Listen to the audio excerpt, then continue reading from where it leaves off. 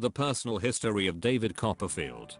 As a writer and director of motion pictures, Armando Iannucci has so far stuck to the absurd brutality of politics, both the modern day, lightly fictionalized kind, In the Loop, and the historical kind, The Death of Stalin. These are every man for himself stories in which human lives are used like poker chips. And so an adaptation of Charles Dickens David Copperfield would seem like a dire departure for him. How could Iannucci's ruthless wit survive the romance, the whimsy, and, above all, the sentimentality of Dickens?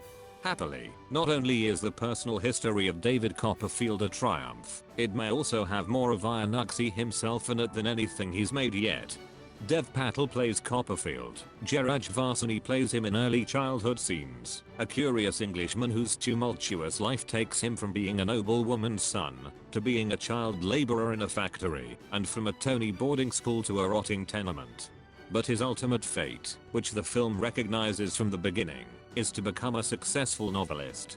Along the way to that destination, Copperfield meets a wealth of idiosyncratic individuals, all of whom are destined to become characters in his stories. Iannucci has filled these roles with an abundantly varied roster of British actors.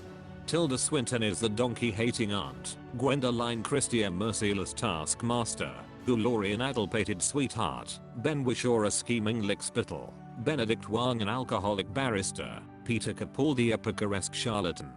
Other thespians, lesser known to most American audiences, also shine, including Anya Barnett, Rosaline DeLisa, A. May Kelly, Nikki Amuka-Bird, Morfydd Clark and Daisy May Cooper, to name just a few of the many delightful faces on screen. Iannucci made his name in British television, as well as American, creating Veep, and one of my few complaints about his cinematic career is that his dense, joke-riddled wordplay sometimes gets overpowered in a theatrical setting, with one brilliant witticism being drowned out by the laughter from the previous one, which landed only seconds before. This is, to be honest, a good gripe to have. I look forward to repeat viewings of The Personal History of David Copperfield, just as I have returned to In the Loop and The Death of Stalin multiple times. Numerous viewings, I suspect, may also reveal more about Iannucci's attitude toward his own career, his own calling. Copperfield adapts to his constantly changing situations because of his ability to mimic the speech patterns and dialects of those in his company. The whole movie is in English. Well, Laurie does speak a bit of French, but different enclaves wield the language differently. The distinction between here and there can reveal a fraud. The Personal History of David Copperfield is not just hilarious and delightful, it's an argument on the behalf of the loquacious Iannucci for the vitality of words and their performance to our identity and our very survival.